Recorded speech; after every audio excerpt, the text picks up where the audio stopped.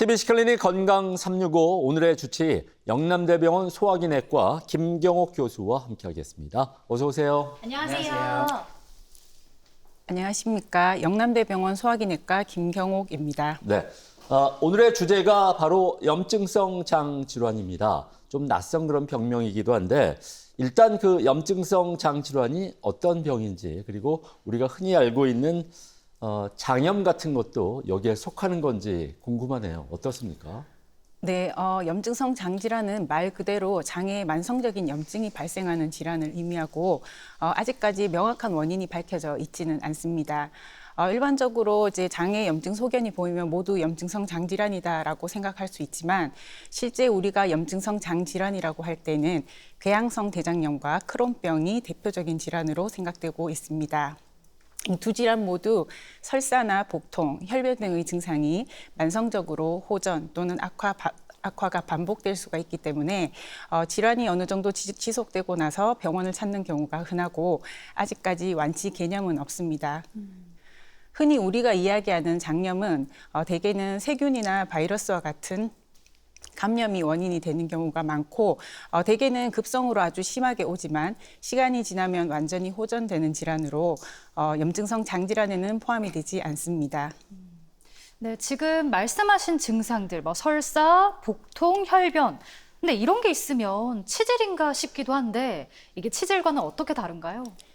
네, 치질은 항문 주위에 있는 정맥이 늘어나거나 하면서 발생하는 것으로 대부분 환자분들은 특별한 증상이 없이 대변을 보고 나서 휴지에 피가 묻어난다거나 또 정상적인 대변을 보고 나서 변기에 피가 떨어지는 이런 양상으로 나타납니다. 하지만 염증성 장질환의 경우 혈변이 나타날 수는 있지만 대개는 혈변 단독보다는 설사나 점액변 또 복통과 같은 동반 증상들이 같이 오기 때문에 치질과는 구별이 될 수 있겠습니다. 확연히 다르네요, 그죠? 근데 교수님 제 주변에다 보면요, 장이 진짜 민감해가지고 일상생활에 불편함을 겪는 친구들이 되게 많아요. 수시로 뭐 화장실 가기도 하고 뭐 음식 잘못 먹으면 또 바로 화장실 직행이거든요. 근데 이런 과민성 장 증후군이 만약에 심해지면 염증성 장 질환으로 혹시 될 수 있을까요? 네, 과민성 장증후군은 염증성 장질환과 감별을 요하는 대표적인 질환이라고 할 수 있습니다. 설사나 복통이 반복적으로 이루어지는 것은 공통적이지만 과민성 장증후군은 기질적인 문제가 없이 설사, 변비와 같은 배변 습관 변화가 복통과 함께 오는 경우로 기능성 질환에 해당이 됩니다. 그래서 우리가 내시경 검사나 영상의학적 검사, 혈액 검사를 했을 때 특별한 소견이 관찰되지 않고 증상을 기준으로 진단하게 됩니다. 네. 말씀하신 대로 이 과민성 장증후군이 심해지면 염증성 장질환이 되는 게 아닌가라고 생각하시는 분들이 많은데 사실 이 두 질환은 완전히 다른 질환이고 병태 생리도 다릅니다.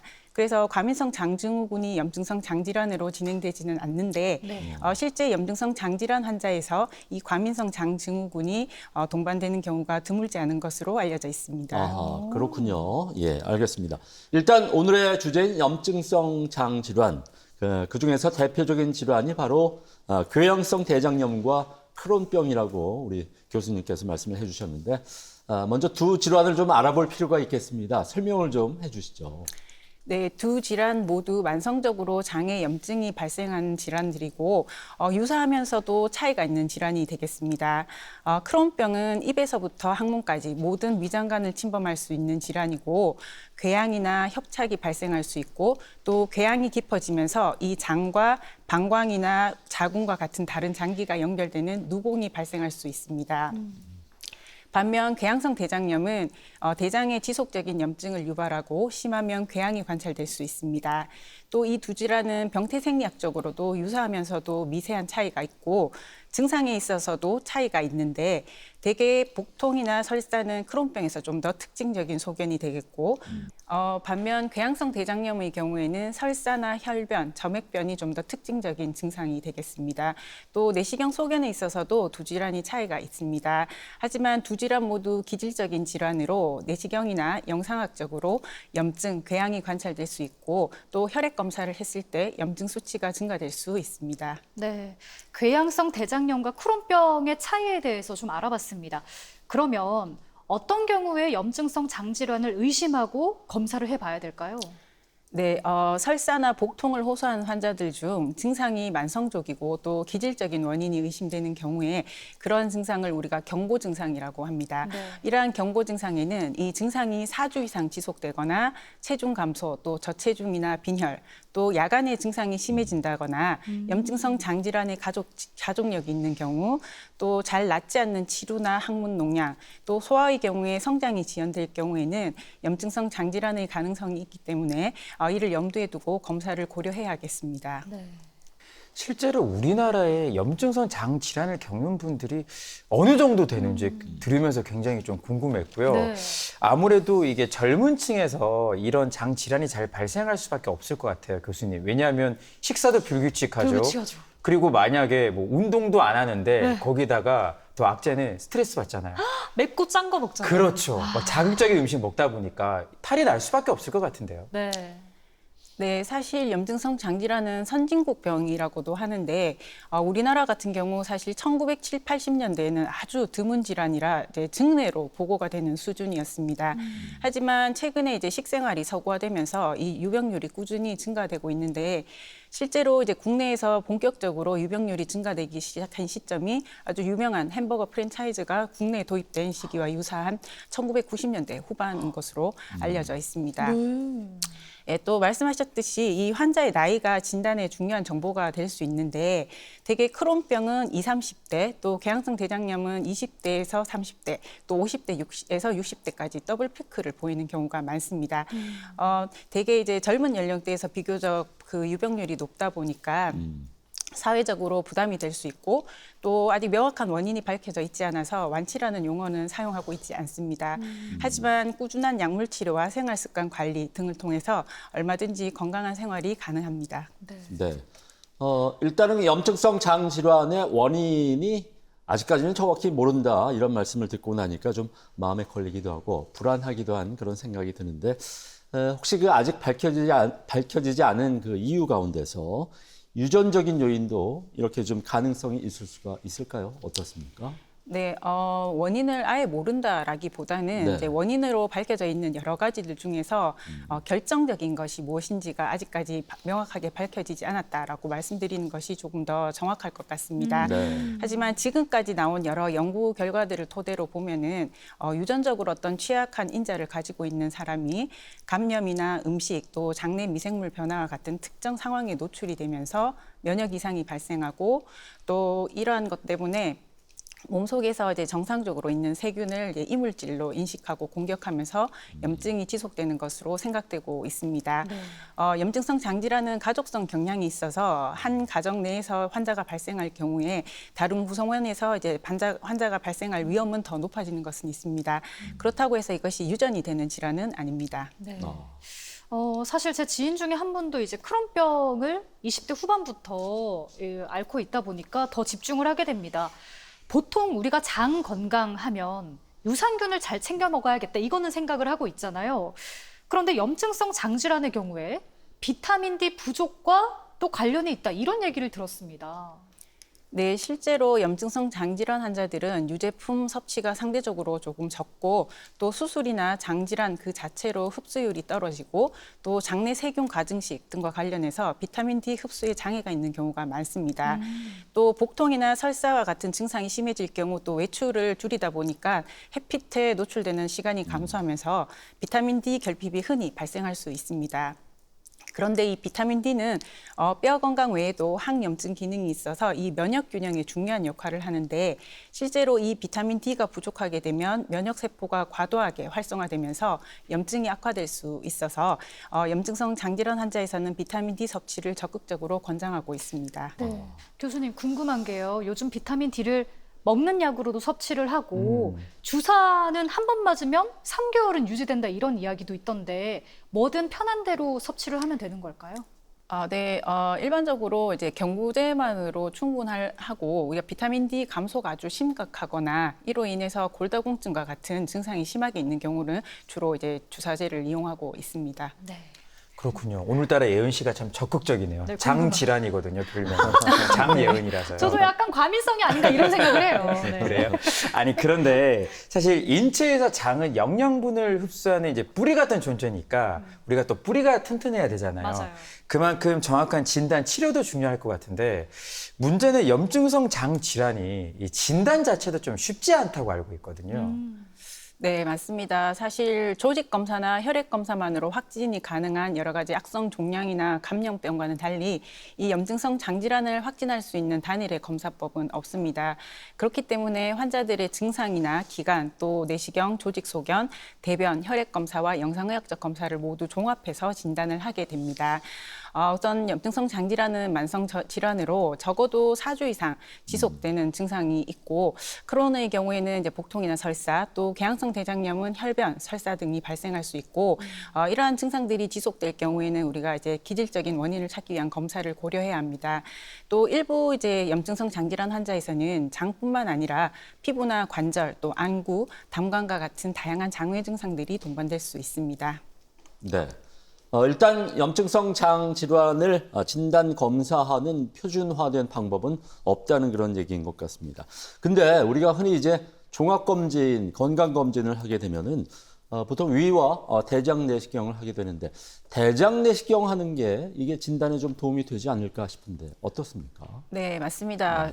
우리가 대장 내시경 단독으로 염증성 장질환을 확진하는 것은 어렵지만 대장 내시경이 이 염증성 장질환을 진단하는 데 있어서는 가장 중요한 검사 중에 하나라고 할 수 있습니다. 궤양성 대장염 같은 경우에는 출혈이나 과립성 병변, 또 궤양 등이 관찰될 수 있고 크론병에서는 궤양성 대장염보다는 좀 더 깊은 궤양, 또 자갈성 병변들이 특징적으로 나타날 수 있습니다. 이러한 소견들이 나타나면은 조직 검사를 시행하게 되는데 조직 검사 역시 이제 확진을 할 수는 없지만 특정 소견이 보일 경우에는 우리가 진단에 좀 더 확신을 가질 수 있습니다. 내시경 검사 외에도 대변 검사가 이제 감염성 장염과 감별이 될 수 있고 또 다른 대변 검사로 이제 분변 칼프로텍틴 같은 검사들은 과민성 장증후군 환자에서는 이제 정상 소견을 보일 수가 있기 때문에 이러한 질환들을 감별하는 데 도움이 될 수 있습니다. 하지만 이러한 그 소견들을 모두 종합을 했을 때도 진단이 애매한 경우가 있는데 이러한 경우에는 성급하게 진단을 내리기보다는 6에서 12개월 정도 간격을 두고 추적 검사를 하는 것이 도움이 될 수 있습니다. 네. 대장 내시경, 조직 검사, 대변 검사 이렇게 여러 검사를 종합해서 진단을 한다고 말씀해 주셨습니다. 현재 크론병의 진단에서 또 중요한 지표가 될 만한 다른 검사가 또 더 있을까요? 네, 앞서 말씀드렸듯이 크론병 같은 경우에는 입에서부터 항문까지 모든 위장관을 침범할 수가 있고 특히 소장 침범을 흔하게 하고 있습니다. 그래서 이 크론병을 진단할 때는 소장 침범 여부를 확인하는 것이 반드시 필요합니다. 그런데 우리가 일반적으로 시행하는 대장 내시경으로는 소장 전체를 관찰하는 것이 힘들기 때문에 소장 조영술이나 CT, MRI와 같은 영상의학적 검사를 우리가 대신 하게 되고 최근에는 캡슐 내시경이나 소장 내시경이 개발되면서 소장 점막을 직접 관찰하기도 합니다. 그렇군요. 그런데 저는 교수님 지금 설명 듣다가 네. 좀 걱정되는 부분이 있어요. 만약에 염증성 장 질환을 오랫동안 지속적으로 앓았어요. 네. 그 증상도 심해져요. 혹여나 이게 대장암이 될까 봐 두렵거든요. 어떻습니까? 네, 맞습니다. 사실 염증성 장질환 환자는 일반인에 비해서 대장암의 위험이 높은 것으로 알려져 있습니다. 네. 실제로 이제 일반인에 비해서 한 2~3배 정도의 위험이 보고되고 있습니다. 하지만 모든 염증성 장질환에서 이러한 위험이 높아지는 것은 아니고 궤양성 대장염 같은 경우에는 이제 유병 기간 또 병변의 범위, 염증 정도가 중요할 수 있는데 대개 좌측 또는 전체 대장을 침범하거나 유병 기간이 8년 이상인 경우, 또 염증이 심한 경우, 또 이전에 이형성 병변이 있었거나 원발성 경화 담도 등이 있을 경우에는 이제 위험이 높아질 수 있습니다. 네. 그렇다면 이제 만에 하나 우리가 조심해서 나쁠 건 없으니까 염증성 장 질환 환자들은 대장암 검사를 좀 주기적으로 받는 게 좋지 않을까 싶은데요. 네, 앞서 말씀드렸듯이 이제 모든 염증성 장질환 환자는 아니지만 네. 일부 환자에서는 이런 대장암의 위험이 높아질 수가 있기 때문에 네. 특히 좌측 또는 전체 대장을 침범한 환자에서 유병 기간이 8년 이상 되게 되면 1, 2년에 한 번은 이제 대장암 감시 내시경 검사가 필요할 수 있습니다.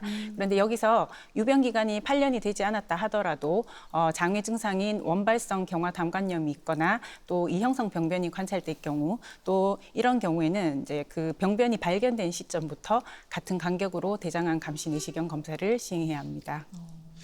우리가 알고 있었지만 다시 한번 되짚게 되네요. 맞아요. 그만큼 주기적인 이제 검사가 중요한데 염증성 장질환이 있을 때 이제 치료도 중요하잖아요.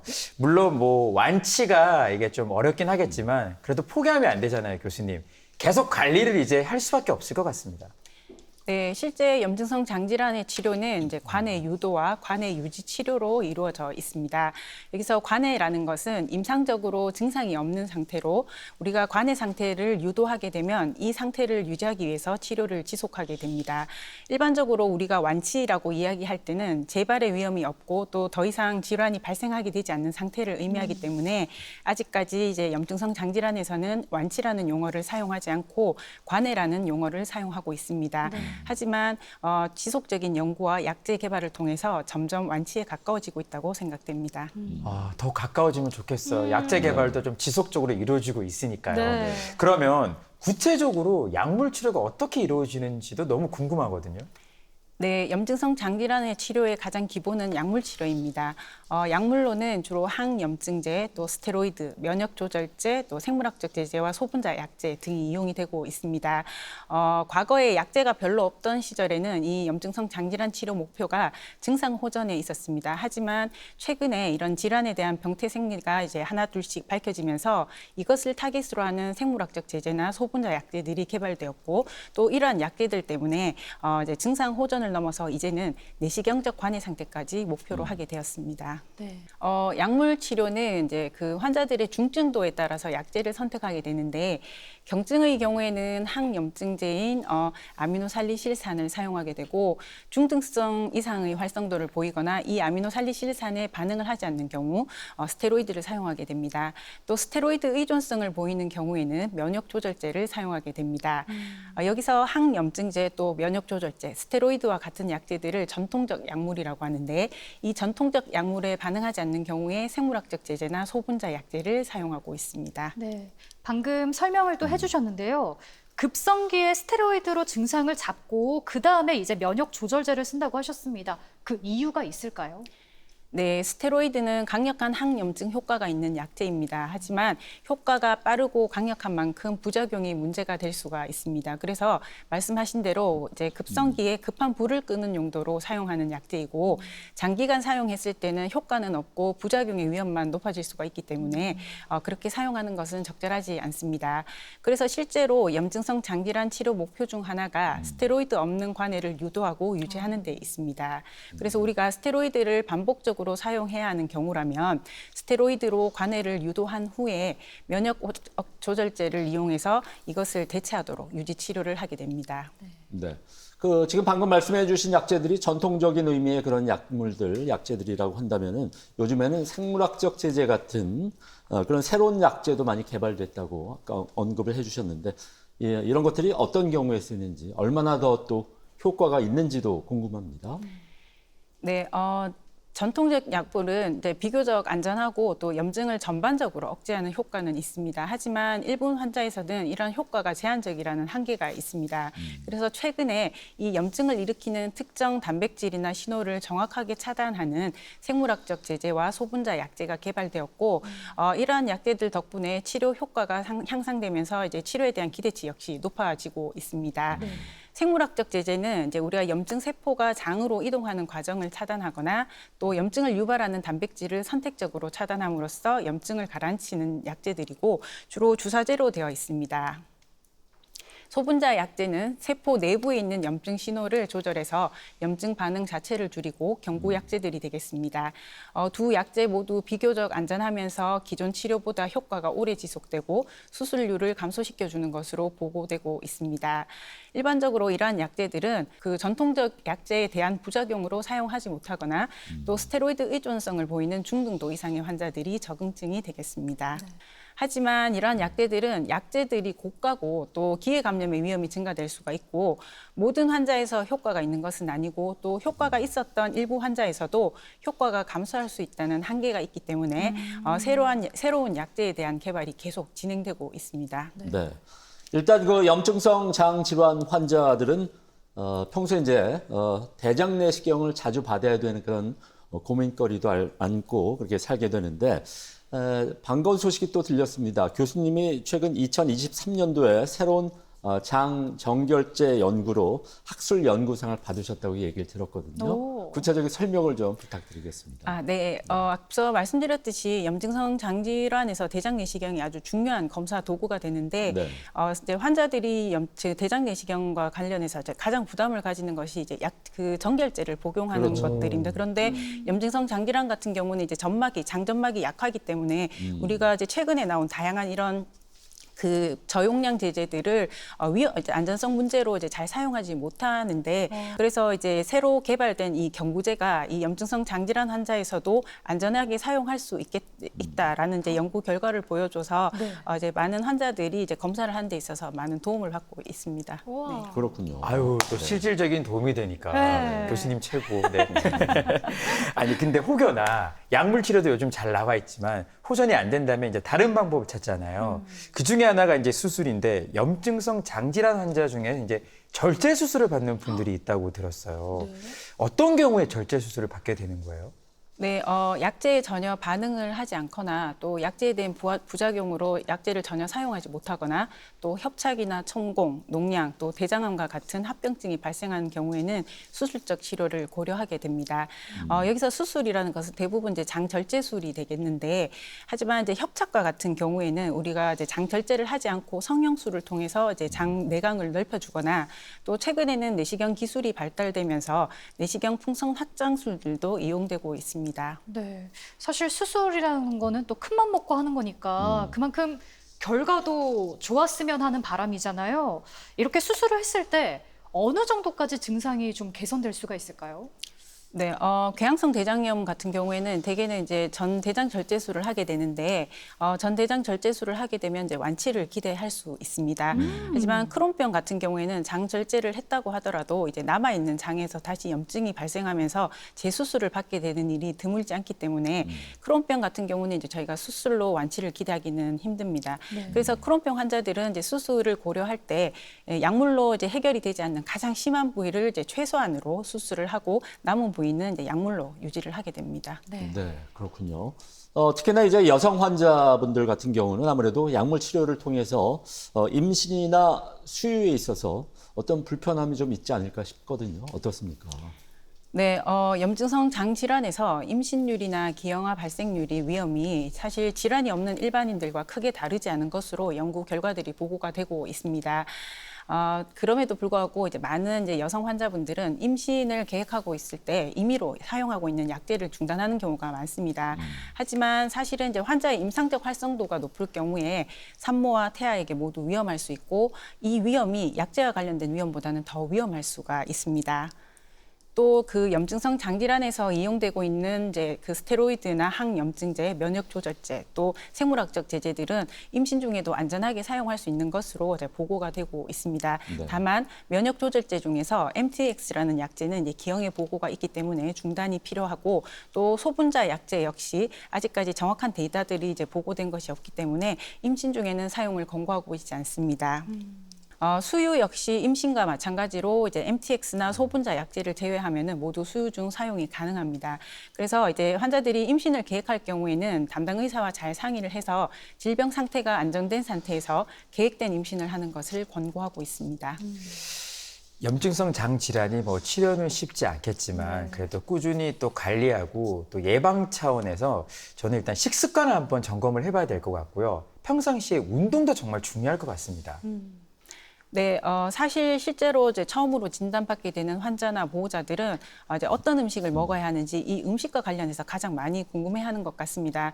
그런데 염증성 장질환이라고 해서 일반인과 달리 먹을 수 없는 음식이 많지는 않고 다만 이제 누구에게나 좋지 않은 음식들을 좀 더 철저하게 이제 피하면서 관리를 하는 것이 더 중요하겠습니다. 예를 들면 이제 술이나 담배, 또 자극적인 음식, 패스트푸드 등은 이제 피하는 것이 좋겠고 그 외 음식들은 크게 문제가 되지 않는다고 볼 수 있겠습니다. 그리고 유제품의 경우에는 이제 급성기에는 설사 증상을 악화시킬 수 있기 때문에 피하는 것이 좋고, 하지만 유제품도 관해기에는 문제없이 이제 먹을 수가 있습니다. 그래서 어떤 음식을 먹느냐보다는 우리가 이제 양질의 음식을 균형 잡히게 식사를 하고 또 규칙적으로 식사를 하고 좋은 영양 상태를 만드는 것이 더 중요하고, 이 부분은 특히 성장기 청소년에서 더 중요할 수 있습니다. 또 운동의 경우에도 이제 도움이 될 수 있고, 특히 규칙적으로 하는 유산소 운동은 도움이 될 수 있는데 이때 너무 과격한 운동은 이제 피하는 것이 좋겠습니다. 네, 그러니까 식이요법에 있어서 좋은 음식 좀 가려서 드시고 꾸준한 운동이 큰 도움이 되겠다 이런 말씀이었습니다. 염증성 장 질환에 대해서 오늘 함께 알아봤는데요. 이게 원인도 아직 명확하게 밝혀지지 않았고 또 만성적인 질환이다 보니까 우리 환자들은 막연한 불안감에 일상생활의 불편함까지 참 평소에 많이 힘들어하실 것 같다는 생각이 들거든요. 그렇죠? 네, 맞습니다. 사실 원인이 아직까지 완전히 밝혀지지 않았고 또 완치가 어렵다는 점에서 처음 진단을 받게 되는 환자분들은 이제 불안과 절망에 빠지기도 합니다. 하지만 우리나라도 이제 점점 유병률이 높아지면서 이 질환에 대한 관심이 증가하고 있고, 또 이와 함께 일반인들이 이 질환을 바라보는 인식도 많이 달라지고 있고, 또 과거에 비해서 다양한 약제들이 많이 개발되면서 치료에 대한 목표치도 높아져서 완치에 점점 더 가까워지고 있다고 할 수 있습니다. 그래서 실제로 약제를 사용하고 있는 것 외에는 질환이 없는 일반인들과 똑같이 일상생활을 유지하는 분들이 더 많습니다. 그래서 혼자서 불안해하기보다는 긍정적으로 생각하고 의료진을 믿고 또 꾸준히 치료하면서 관리한다는 마음가짐이 중요할 것 같습니다. 네, 맞습니다. 이런 만성 질환일수록 증상이 호전될 수 있는 몸, 그 바탕을 만듦과 동시에 또 개인의 치료 의지, 마음가짐이 참 중요하다는 생각이 다시 한번 듭니다. 맞습니다. 오늘 우리가 관해라는 단어를 배웠잖아요. 네. 물론 완치가 되면 좋겠지만 완치에 연연하기보다는 증상이 없는 관해 상태를 또 유지하는 게 참 중요할 것 같다는 생각이 듭니다. 꾸준한 치료 포기하지 마세요. 네. 자, 오늘 도움 말씀 주신 영남대병원 소화기내과 김경옥 교수님, 좋은 말씀 감사드립니다. 네, 고맙습니다. 그리고 철원 씨와 예은 씨도 수고 많았습니다. 고맙습니다. 건강하세요. 네, TBC 클리닉 건강 365 저희는 다음 주 같은 시간 다시 찾아뵙겠습니다. 여러분 고맙습니다.